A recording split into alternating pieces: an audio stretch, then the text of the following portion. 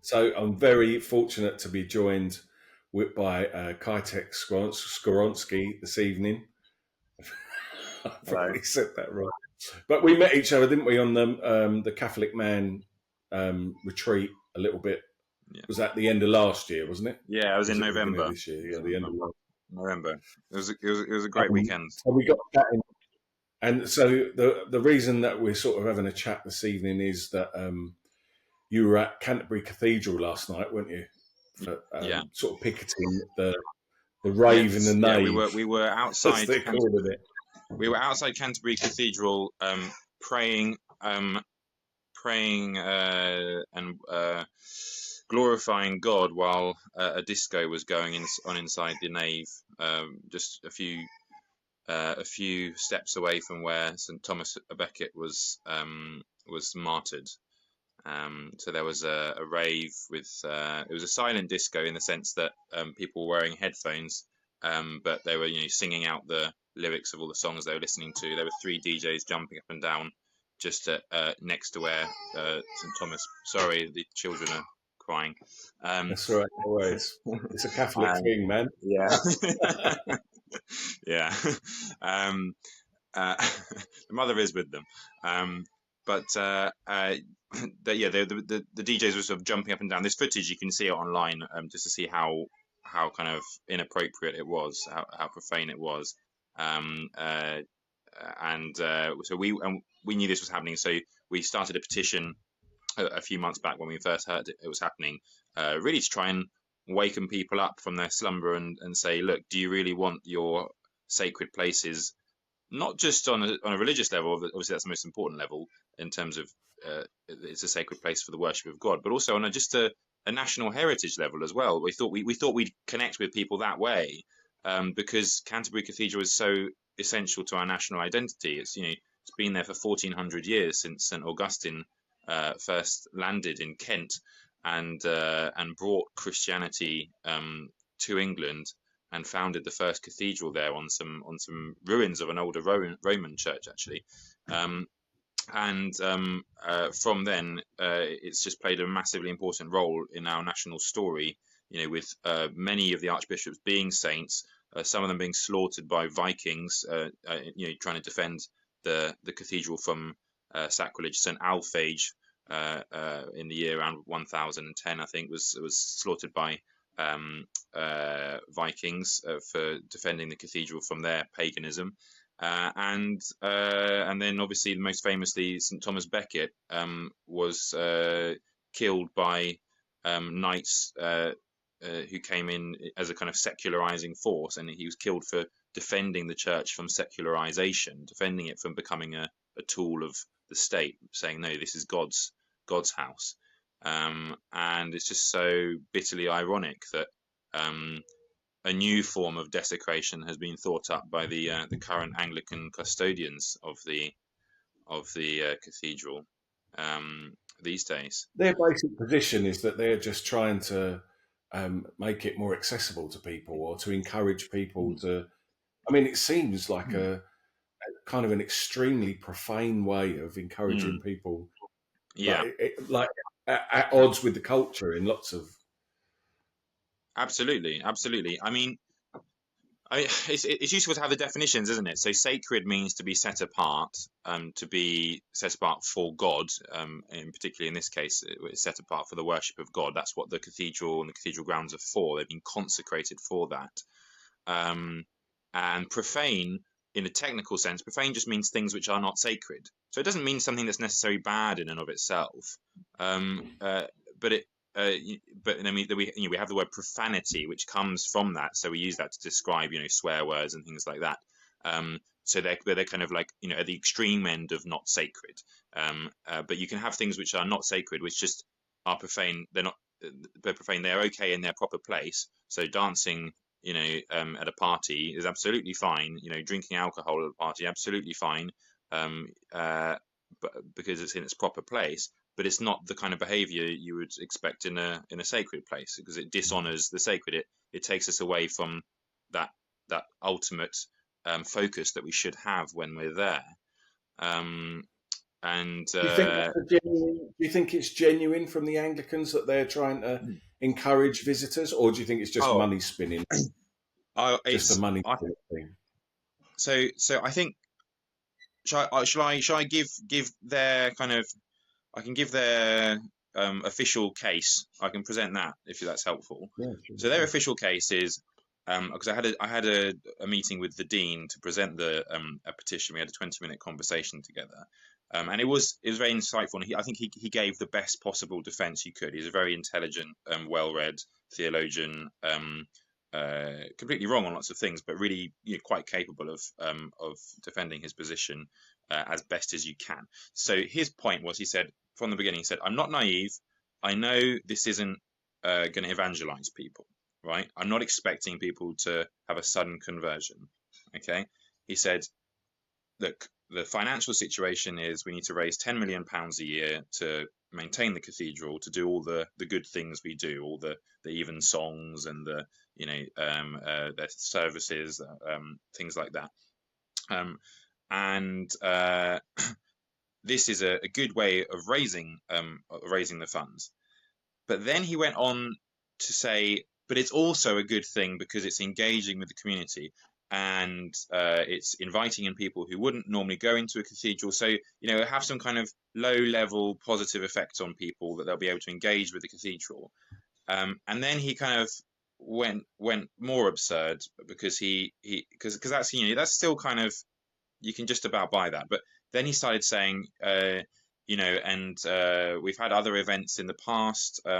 We have classical music concerts, and I think it's a bit classist of you to think that there's something okay, that a classical music concert would be okay, that Dvorak would be okay, but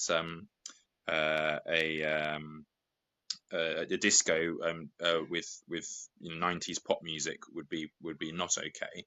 And then he said, and actually, people will be encountering God, because just by being there, the cathedral is such a presence in itself. They'll be in dialogue with God, and the music will be in dialogue with the cathedral, in dialogue with God. And so that was his kind of case, right? And I respectfully disagreed and said, that dialogue with God stuff is just so absurdly abstract, and I was trying to get him to give me his line on where are his limits. So I've got limits of saying, I'm not sure about other secular events that could happen in there, but I'm sure that a disco is wrong, and he was sure that disco is fine. So I said, well, where's your limit? What's a behaviour that wouldn't be acceptable? And he thought for a while, and he said, we wouldn't let someone come in naked. Right. And I said, Okay. right, okay, that's something. And I said, why? And he said, well, because it's against the law, so it wouldn't be allowed. We couldn't have someone breaking the law.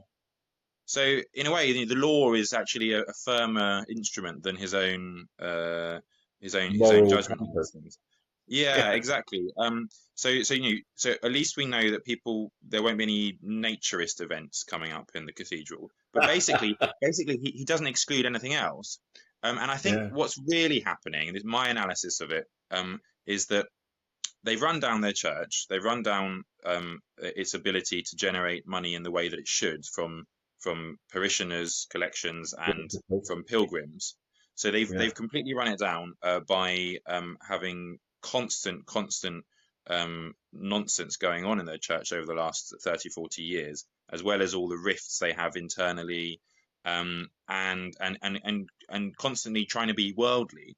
So basically, trying to do silly gimmicks like this. This is the most extreme gimmick, but they've been doing silly gimmicks for ages, which have never worked, have never made people take the church more seriously, and they haven't evangelized. They haven't made parishioners. They haven't made people who are going to be coming and supporting their cathedral. I looked into into their report, and the 2019 report on cathedrals in the Church of England, and there are 42 cathedrals in the country, and on average, on a Sunday, they'll have 42 people under the age of 16 coming to Sunday worship. And you look at a tiny parish. My parish is fairly small, but we have triple that. Mm. and we're beating Canterbury Cathedral. Like, how poorly can you be performing Mm. to be in that state? Um, so they've hollowed themselves out of the traditional way of funding, and now they're absolutely desperate because they're a large organisation. They employ 250 people at that cathedral. Mm. So their jobs are on the line, their mortgages are on the line, all sorts of things are on the line. So someone comes along and says, well, we've got this business called Discos in Amazing Places is giving us a great pitch. They said we can raise 50 grand overnight. Mm. Suddenly, the The rationalization cogs hamster starts yeah. working, Mm. and they suddenly say, okay, right, yeah, this sounds good, and then they think, well, how do we justify it? Because it's a bit off, isn't it? And then they say, oh no, it's community engagement. It's a good thing, It's a way of bringing people in. It's actually kind of subtle evangelization, you know. Mm. We're reaching out to people who wouldn't be reached out to in another way. People who can only experience a beautiful ancient cathedral when they've got headphones on, Headphones. shouting Eminem into their ears, and they're a little bit drunk, and there's strobe lighting obscuring everything. Um, Bizarre. uh, yeah. So so And so was it so. well attended? Was Oh, it the disco, how many the people? Yeah, the disco. Oh yeah, it's sold out. It's sold out. really. And yeah, it's sold out because it's a novelty, right? Yeah. So I mean Well, I didn't. some people would want to profane. Some people Yes, would and want to be I yeah anti-Christian. yeah I kind of made a point of I made a point in our campaign of not targeting the people who are attending in terms of saying, blaming them, because actually the real culprits here are the bad shepherds, right? Custodians. These are lost sheep. These people. Mm. So you kind of can't. The real culprits are the custodians who have completely abandoned all their responsibilities. But there is kind of a point to what you're saying, that there is a pleasure in transgression. And so I think quite a lot of the people there wouldn't have had any negative feelings towards the church, particularly. I think lots of people just don't really care or think about the Yeah, church. We did a little ambivalent. straw poll of 50 of the people, and only one of them identified themselves as Christian. Um, but I think that there are some people who, particularly, especially, the other thing is these people are actually not super young, right? Most of them were 40s plus. Oh, Um, really? Right. yeah, because it was a 90s disco, so it was kind of them reliving their youth. Um, Mhm. and I think that lots of them might have had some background with the church, and they might have grown up having a sense of the sacred, and you know being there, doing something they know is a bit naughty. It adds a Mm. certain spice to it, doesn't it? I mean, and I don't think that's true of all of them, but I'm sure there might have been an element amongst the 750 people who went last night, and then the 750 who'll be going tonight. Actually, they'll have started already. Um, I think there is an element of that, Mm. um, and it's a shame. Yeah. So, how many guys did you get out to do the Uh, protest? we got on the petition. We got 1,700 people, which is great. I was delighted when we reached 1,170. That was kind of what we were aiming for, because we wanted to get to the martyrdom of Thomas Becket. Yeah. And then people who actually managed to get to Canterbury, I think we had 20, maybe at some point we had 25. It was raining heavily, it was freezing, so they were very brave souls out there, and I'm sure Yeah. that they took some years off purgatory for their There was some mortifications. engagement. You said there was some people came out from the cathedral to talk to you, and did you say there was an Yes. Anglican turned up with you as well to support your protest? Yeah. No, because it wasn't. We were aiming actually from the beginning to get kind of a broad Christian consensus. Actually, I was hoping there'd be a lot more Anglicans, but in the end, we had one evangelical chap turn up, and two Anglicans turned up, and they were a godsend, because the only Anglicans who said they'd come cancelled at the last minute. Um, but they were also very, very, had very deep faith, and were very well read in the scripture, as you expect from our Protestant brethren. And so it was actually very fortuitous. I think there was in a sense, the Holy Spirit there, because you know how these things are. We got together people that don't know each other personally very well. We just kind of met online when I put the call out that we were going to do this prayer vigil. So there were about 20 of us there. It was raining, pouring. We had media around, so we were doing interviews with the TV, with ITV, with BBC, with lots of newspapers wanting some vox pops. And we were going to go through a fairly intensive prayer session that our good friend Dr. Hugh Burling put together and led us in. And it was all, I guess a bit chaotic, but somehow everything worked. And I think that's just, that's how it is. And I'd say it's the Holy Spirit was working through people. So these Anglicans turned up completely unexpected. They hadn't told us that they were going to come and join us, and they were a godsend, because they couldn't actually join in a lot of our prayers, because a lot of our prayers were intercessory, Marian prayers, and we did a long, beautiful litany of all of the English saints, very long. Brilliant. And it just shows how far back and how deep our history is as a as a Catholic country. All the way up from the early Anglo-Saxons all the way up to St. John Henry Newman, and Carlo Acutis actually.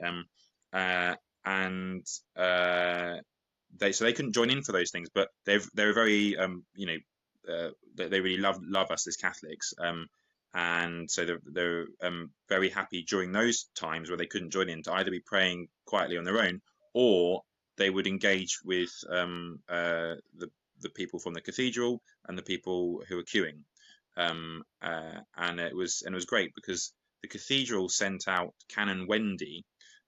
So she's one of the senior figures in the cathedral, who I think she was less well versed in the scriptures, you said. So no, yeah, she's not she's not very. So she's not a biblical scholar. Sorry, not a biblical scholar.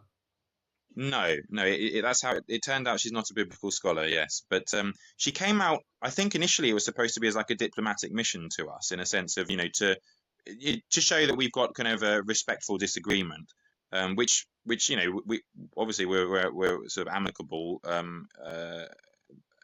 in our disagreement, but I thought she'd join our prayer session, and I didn't have much discussion with her because we were praying. But the Anglicans who came, because they weren't able to join in lots of prayers, they had lots of time to talk to her, and she was arguing with them, and she was wagging her finger at them an awful lot, and I was wondering what was going on. And afterwards, the Anglican chap Tom, he explained to me that it was a really baffling conversation for him, because he was talking to a senior clergy figure from the Church of England, who didn't know like very basic things. So she said, St. Paul commanded us to eat, drink, and be merry, and he said, but the context of that, he didn't command us. He said, if Christ has not risen from the dead, then we should eat, drink, and be merry, because that's the things we should focus on. We should be hedonistic,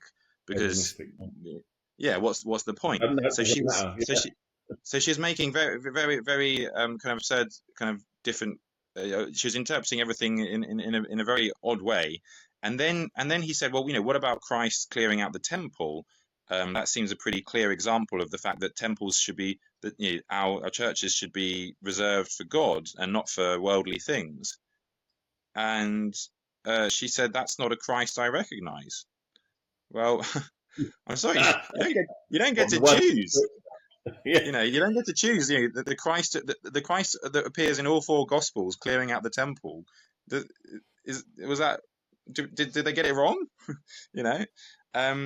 And then she made an argument. She said, so we were all going to Wetherspoons for some beers and some food afterwards to warm up, and we invited her because we said, look, we're praying now. We can have this discussion in the pub. So just come to the pub afterwards with us. And she was like kind of joining in one or two songs and things like that. And she, one or two hymns, and then she would disappear off, and then she'd come back. And, we sang Let All Mortal Flesh Keep Silence. And she ran out and said, this is my favorite hymn. I love this one. And it's like, let all mortal flesh keep silence, and with fear and trembling stand. Ponder nothing earthly minded. Mm, We chose it for a reason. I mean, it was mm. a complete juxtaposition with what was going on inside the cathedral. Um, but she said, you're going to Weatherspoons afterwards. You're going to have beers. As if gotcha. and uh, and uh, and we said, and we said, yeah, that's what we're going to do, because pubs are where you have beers, churches are where you worship God, and pubs are where you have beers. And she couldn't see the distinction, and I think it was. I mean, I feel a bit bad, kind of. Feel a bit bad, kind of criticizing her in too much detail, because it's just a bit sad, really, that the whole situation.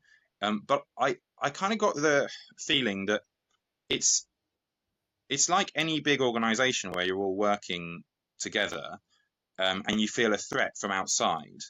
Those work relationships you have, you'll kind of circle the wagons if you feel a threat, if you feel you're being under attack or anything like that. But the thing is, and you'll defend yourselves, and then your boss will say, look, can you go out and talk to them tonight, and just if you can persuade them that they're wrong, that would be great, or whatever. And for the media as well, if you can handle the media, just to show that we're really open-minded, and things, and show that that Jesus would want us to be having this rave in the nave. And I think even if the person would have, in a different context, said, yeah, it's wrong, because it's their job and all these kind of day-to-day things are on the line, they have to kind of rationalize everything they're doing, and they have to start using arguments that aren't even very good arguments. And I think that's probably what's been going on there, because they're just starting from a fundamentally flawed premise. And I think you can convince yourself that you're serious, and that this is actually seriously a good thing. I guess you can. But yeah, so I feel a bit sorry for criticizing, but on the other hand, we kind of have to, because we have to hold them to account for what they're doing, Mm. because it has an effect on people's souls, and it has an effect on the character of the country. I don't want my country to be a place where all these sacred things are treated, sacrilegiously, and everything's about frivolity, and we worship, entertainment and hedonism, instead of, enjoying ourselves in the right Mm. time and places, and then lifting our hearts to God, in our ancient uh, cathedrals. Like, in a way, it feels to me like trampling something holy underfoot. It's like they're just Oh making yeah, it mundane, and like that's the yeah, only thing that can result from this is saying, look, it's like mm, it's not special. I remember the reformers when they were trying to demonstrate mm, that the Blessed Sacrament wasn't the real presence. They were profaning it. They would handle it and say, look, nothing's happening to me, and that's what it sort of seems to be. An exercise in mm, in that sort of thing yeah, where they're just saying yes, there's nothing special about this building, yes, and yet there is. We all know when you go into somewhere like that, it's soaked in prayer from mm, centuries and centuries, and it's. Uh, I'm involved, as you know, with the local Baptist community here, and one of the things that they complain about is the fact that they haven't got a sacred space. That they haven't got anywhere where they can go and be quiet and be with God and mm, pray, because they use their main church as a football pitch and a choir hall and a meeting mm, place and a shop and everything. So hmm. it Yeah, is. they're very It's really, really they're very important functional. thing. Yeah. Hmm. And it's a really important thing, isn't it, that we have Mm, somewhere that we recognise as sacred. And obviously, as Catholics, in canon law, it says that the church or the cathedral shouldn't be used mm, for any inappropriate use. But mm, sadly, we even see that creeping into our own church yeah. sometimes. Increasingly, it's like, this is a useful space. Let's fill it up and have a Mm, concert or hmm. something, Yeah, which is people a have real this shame.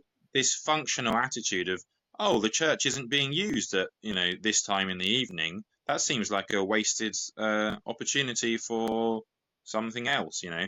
And we have church halls. They can be used for different things. That's fine. Um, Mm. uh, and they can be hubs of the community. But I did say this to the dean in our meeting. Why? why aren't you using? You've got so many buildings in your precincts. It's almost like a mini Vatican. You know, they've got their own little area of lots of different buildings, lots of courtyards and things. You've got so many other buildings. They've got a hotel on site that has a big kind of banqueting hall. So why don't you use that for the Yeah, disco? And basically, because people wouldn't come. yeah. It hasn't got the novelty factor, has it? So Exactly, this is exactly. what they're Yeah, selling. Mm.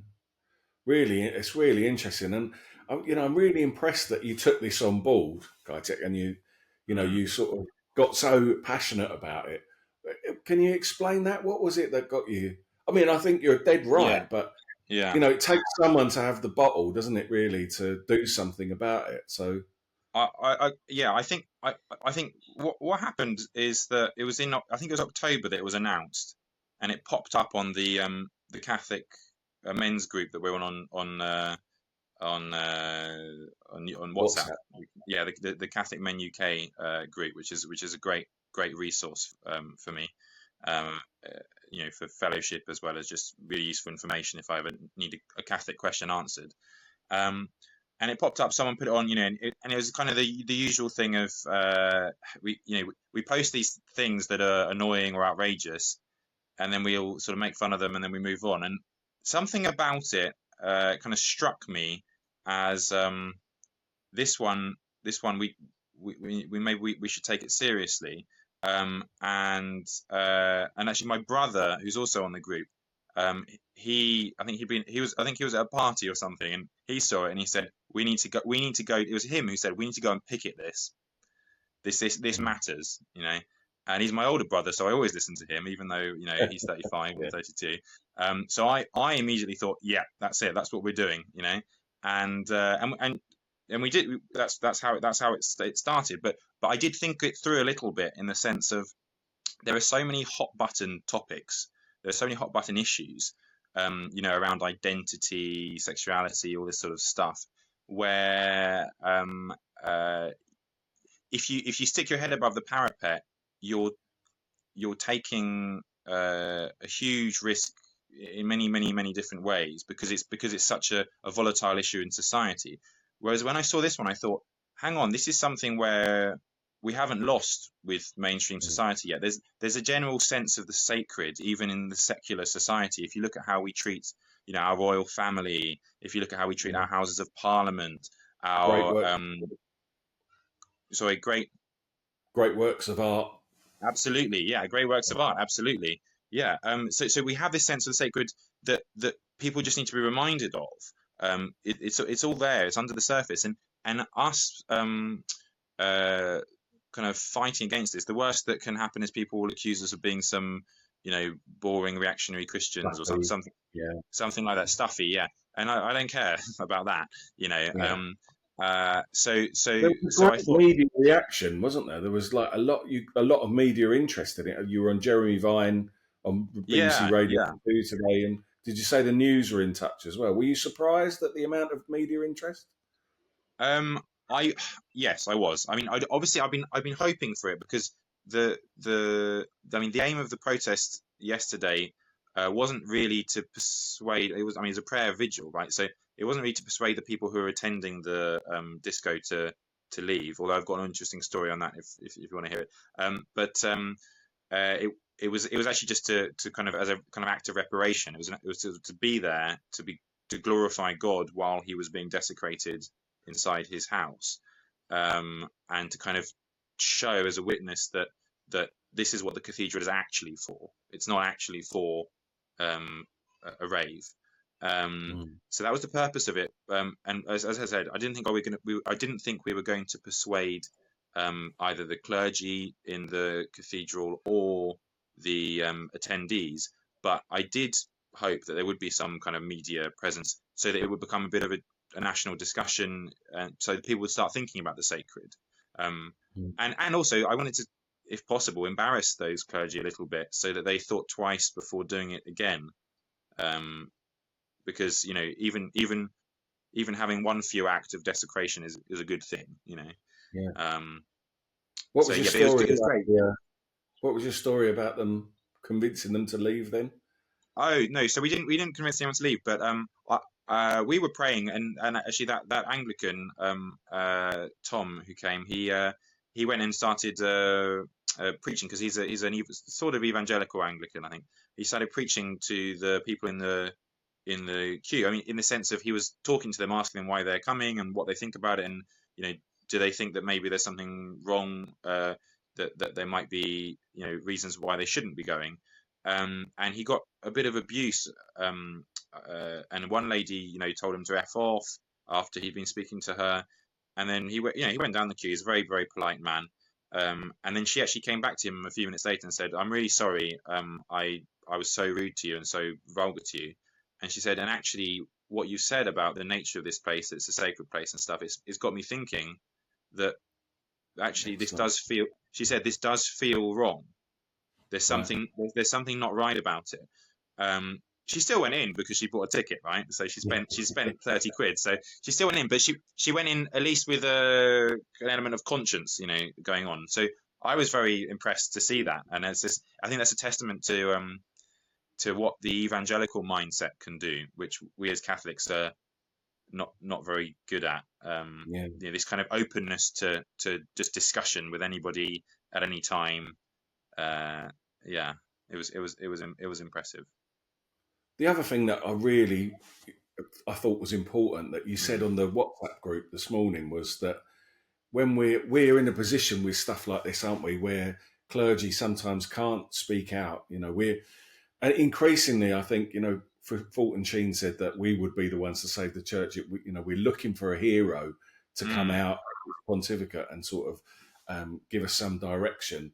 But increasingly, it seems like the laity who care about the faith. It mm, seems like the clergy. I mean, obviously, thank God there are some wonderful clergy, but mm. increasingly it's down to us because they're in such an awkward position often. Yeah, And yeah. we have got the power. It just shows that we have got the power if we Mm, mobilise, if we get together, that we can make a difference, doesn't it? hmm hmm Oh, absolutely. Yeah, that was my big learning point from this. Was I spent quite a lot of time trying to persuade priests to join me. So I was trying to persuade Anglican vicars, trying to persuade Catholic priests, and I approached people I thought would be receptive, and they mostly some of them said, "Oh, there's no point, because there's so many nuts things going on in the churches these days. Why should we bother with this one?"